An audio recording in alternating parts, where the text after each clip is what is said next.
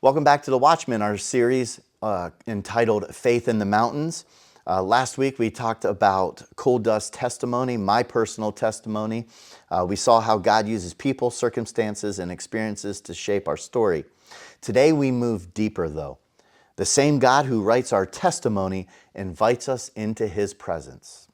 Did you hear that? God is inviting us into His presence. And that invitation is made possible through Jesus Christ. This is the message of Glory Through the Smoke. Glory Through the Smoke is a song about entering God's presence. Featured lyrics include, "Let the smoke rise up like a sweet refrain. Every prayer we bring, every lifted hand. Beyond the veil, there's mercy waiting. Through the blood we can enter in. Glory through the smoke to the great I Am." Key scriptures in here, Hebrews chapter 10, verses 19 to 22, believers can confidently enter God's presence through Jesus Christ. Matthew 27:51 says the temple veil was torn when Jesus died, allowing us access into the Holy of Holies. And that's a whole nother story when we get into the tabernacle, but what an amazing study if you haven't ever done that. Look into it. Revelations chapter 8, verses 3 to 4, the prayers of God's people rise up before Him like incense, because in the Holy of Holies there's incense, and that fragrance rising up to heaven to God. He says it's sweet, and that's what our prayers are to Him too. So the whole idea of that smoke and fragrance rising up and our prayers rising up, that's kind of glory through the smoke. Exodus chapter 30, instructions regarding incense within the tabernacle. I encourage you to read that and study further in your own personal Bible studies. And then maybe you'll understand a little bit more of where I got the idea for this song.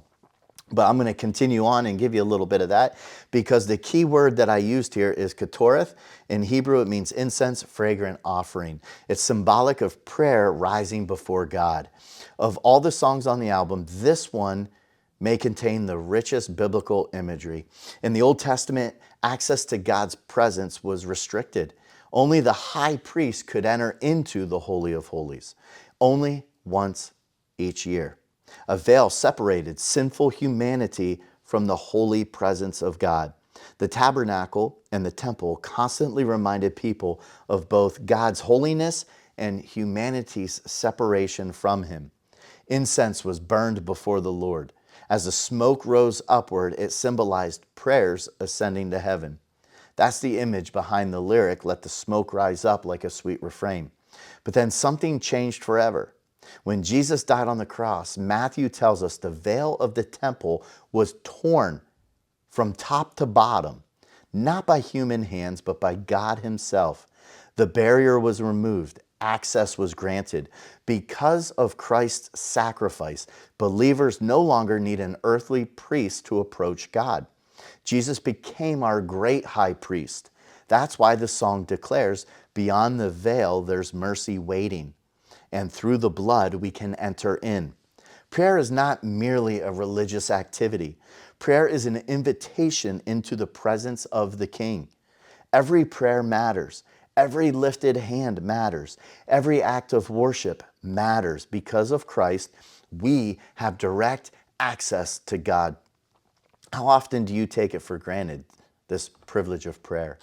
What would change if you viewed prayer as entering the throne room of God? Prayer changes us.